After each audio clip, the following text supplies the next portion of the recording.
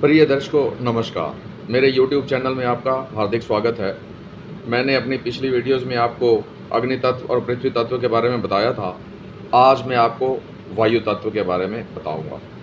देखिए, यहाँ पर ये 3 नंबर की राशि है, मिथुन राशि है, ये वायु तत्व राशि है।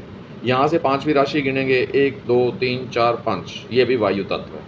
यहाँ से 5वीं गिनेंगे 1, 2, 3, 4, 5, ये 11 नंबर की कुंभ राशि, ये भी वायु तत्व राशि है। यहाँ से 5वीं गिनेंगे 1, 2, 3, 4, 5, तो ये वापस वही आ जाएगी। ये एक दूसरे से त्रिकोण में होते हैं। ये तीनों राशियाँ वायु तत्व की राशियाँ हैं।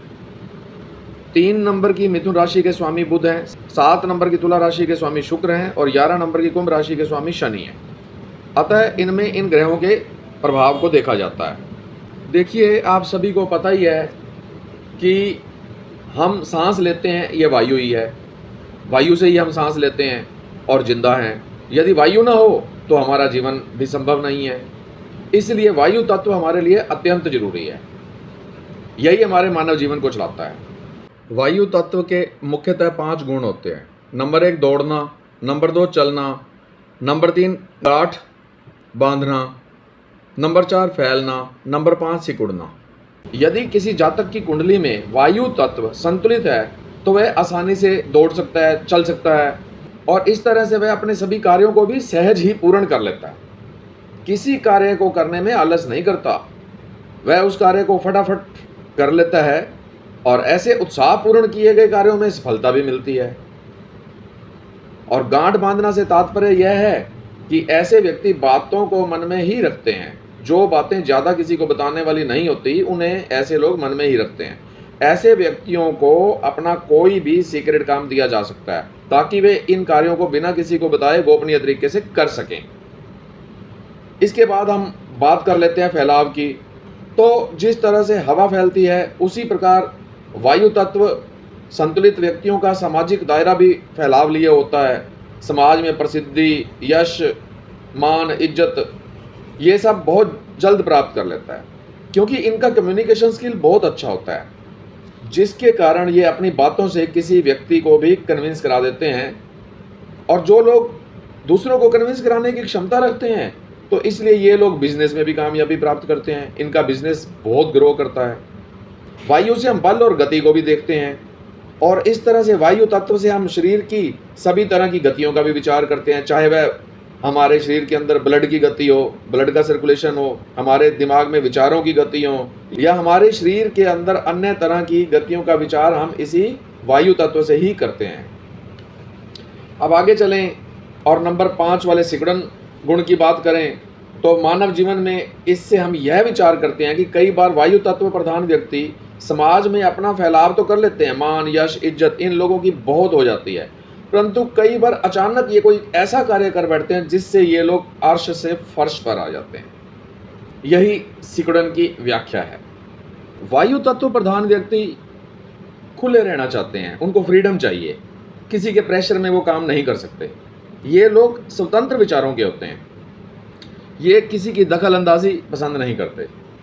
ये लोग हंसमुख होते हैं, मिलनसार होते हैं और इनमें डिसीजन लेने की भी क्षमता अधिक होती है। वायु तत्व से हम भोगों का भी विचार करते हैं।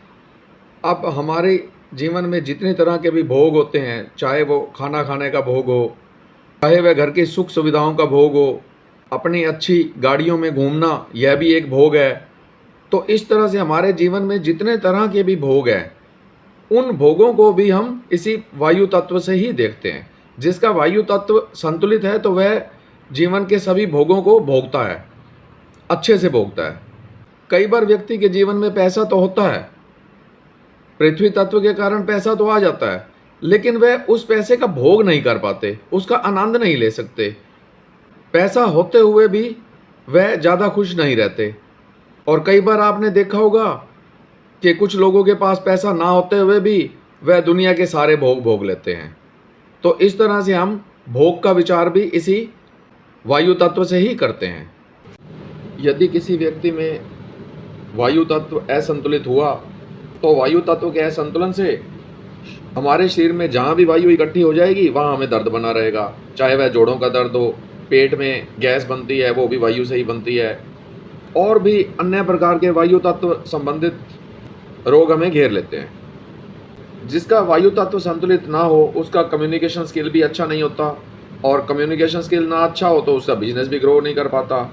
शर्मीले होते हैं, अपनी बात को दूसरों के आगे नहीं रख पाते, दूसरों को कन्विंस नहीं करा पाते, जल्दी थक जाते हैं और घर में ही रहना पसंद करते हैं। उनके मन में भय बना रहता है, डिप्रेशन के शिकार हो जाते हैं, डिसीजन लेने की पावर कम हो जाती है, चिड़चिड़ापन हो जाता है, फेफड़े हृदय संबंधित विकार आ जाते हैं, चक्कर, घबराहट, गैस बनना इत्यादि इत्यादि सभी रोग इन लोगों को हो जाते हैं। और वायु तत्व को मजबूत करने के लिए हमें इस तत्व से संबंधित आसन, प्राणायाम इत्यादि करने चाहिए।